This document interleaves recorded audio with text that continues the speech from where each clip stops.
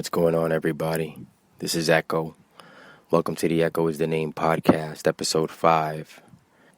Family, education, economic, religious, government. These 5 institutions are what runs our global society and all the sub-societies within global society. Think of the world like a car, how a car has specific parts to make it move. The world has parts that make it move. These 5 things are those parts. Let's break each one down. The family institution, that's where learning begins. That's where everybody starts to develop as far as mentally what things are, what everything means, what the objects around them are in the family. And it has to do with upbringing and who you are kind of sort of as you develop as a human being, an adult in society. Education is where family learning continues in school and university, and that's run by the government. Economic institutions are the different currency systems and where tools of value are created. Religious institution is where one sense of morality usually first comes into place. It's also where you get a concept of God. Government is obviously where the agencies are created to develop and implement rules, and also how societies around the planet talk to each other in a way. This being said, it looks like every major institution, all 5, that we have running the world are all fucked up. Family's fucked up. There's probably more single-parent homes now than ever before, and the financial struggle is real in every one of those homes, obviously. You have both parents, if they're there, both needing to work full-time jobs or part-time jobs too, just so they can survive. And sometimes they got to get childcare and daycare, so somebody else is raising the kid, and sometimes that's government if they put them in daycare, government-run daycare. And that's where indoctrination starts in the babies too, by the government. Education's fucked up. Student debt's in the trillions and almost higher than national debt. Free education in other countries, but here we can't. Not to mention the curriculum in schools all go back to the British Empire of the 1800s. We've had this shit around forever. Critical thinking is suppressed. It's just basically all an objective to produce employees, not critical thinkers. Economic institution is fucked. We're at the biggest period ever of income inequality in history. That's where mostly Occupy Wall Street type movements are all born from. It's people pissed off at the fact that a little bit of people have a lot, and a lot of people have a little. Religion's all fucked up. Extremists in 2 religions that run Earth, basically, Christianity and Islam. The extreme groups in both of those sects, both of those religions, have the world going crazy. You got the Christian side that has child molestation, and they got the Bible that they take as fact, and you got the KKK and the Crusades back in the Holy Crusades. I mean, that's all fucked up. Then the Muslims, they got the historical wars in the sand between them. They got the right-wing extremist terrorist groups like ISIS. You got Taliban. You got all this shit that's fucked up and people misusing Islam. Then you got the government. Obviously, that's all fucked up. Look who's the president and how he was elected with the Russian hacking and all this shit they got on the table. You got surveillance by our own government on us. You got government officials making money off defense contracts and wars being started. I mean, the whole structure of the political system is old as fuck, too. We got these Democrats and Republicans and these little parties in between that do nothing. It's ridiculous, man. It's the same thing that we've had since, ancient Greece.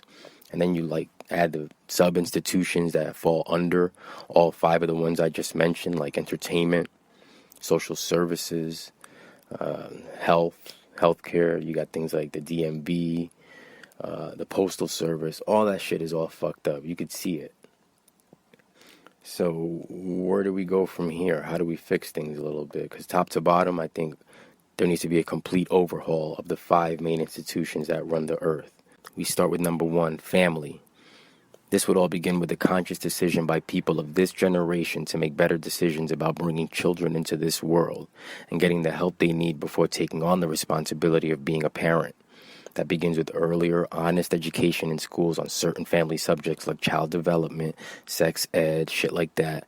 And it's also people seeking counseling, therapy to heal emotional wounds that prevent them from being emotionally healthy enough to raise a kid. These both take a lot of undoing of wiring, but it's possible. There also has to be a change in the cost of living, education. We got to take money out of the education system. People can't keep making money, and teachers can't keep getting fucked over with these salaries. And also fuck these old structures of classrooms and subjects. And we need to look into a new wave of modern education while embracing technology at the same time. Critical thinking, asking questions, even being wrong needs to be supported, not punished. We have to do away with tests. It's been proven that when certain chemicals produced by stress and fear enter your brain, your ability to think clearly or retrieve information from your own brain is stifled. The system is already set up for people to fail. There's this guy, Sugata Mitra.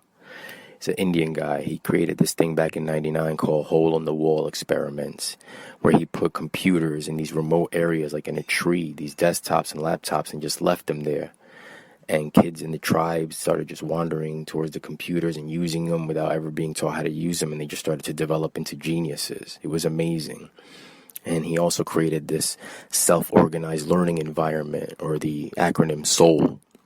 Educator in the room poses a big question for them, and the students form small groups and answer it using the internet. How do we fix the economic system?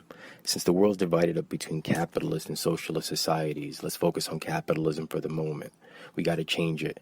You see how capitalism damages people's lives and how it's gotten us to the point where the majority of people in society are struggling and only a few of them are living the good life. I mean, we've had the dollar since like 1785, the coins since like 1792. It's time for a new way. I would want to see society automated super duper fast, so at least 97% of society is no longer doing any sort of manual labor or administrative labor, and the only real workers in society would be the programmers and the monitors of all the automation that's running everything. Since we're moving there, we're not getting there fast enough. I'd say right now we'd have to focus on at least simplifying the way people understand currency mining programs or cryptocurrencies, the Bitcoin, Litecoin revolution, where people are just using a decentralized peer-to-peer network to make money, basically removing government regulation, and they hate that shit. Religion. The belief that so many people have about ancient scriptures and how they're to be taken literally is where it all starts. That's where all the problems in organized religion starts. So we got to start moving and leaning people towards a different way. I say like Baltimore, where they're using things like mindful moment rooms in classrooms where children practice meditation and breathing techniques to reduce stress and increase their focus. Things like teaching kids in class early about yoga instead of having gym class, and teaching quantum physics a lot earlier in school so children understand concepts like quantum entanglement, how everything is one, the double slit experiment, ether.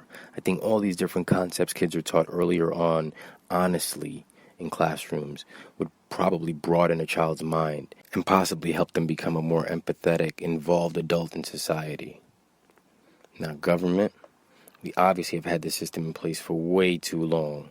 Millions of people following a single leader does not work. It's an ancient concept. We have the ability to communicate with each other globally in real time on a mass scale with the internet. So there's no reason we all can't be involved in decisions that run the planet, especially when it comes to equal distribution of the world's resources. What we need to do is really embrace the concept that already somewhat exists in people's areas called neighborhood councils, where a council represents a couple of groups in houses. And that way it can stem out to neighborhood councils having representatives on community councils. And how big that community council is depends on how big people decide it to be. And then they consult with other community councils, and that way everybody's helping each other. And that way we could start local cooperatives and community-owned companies that make food and distribute food using automated technology. We could also even bring in the cryptocurrency aspect and have a local kind of barter system where everybody kind of gives credits or bitcoins to each other for the services they provide each other. Every neighborhood has different kind of people doing different kind of things and have different kind of skills. Everybody can just start working locally, and that way slowly but surely we'll open up the forum to a bigger community council and then a state council, and then it can really be what I think it was meant to be originally and not this monster we got today. Once again, Echoisthename.com is the website. My Twitter and Instagram is Echoisthename. And my YouTube is youtube.com/TheRealEchoisthename. See you next time.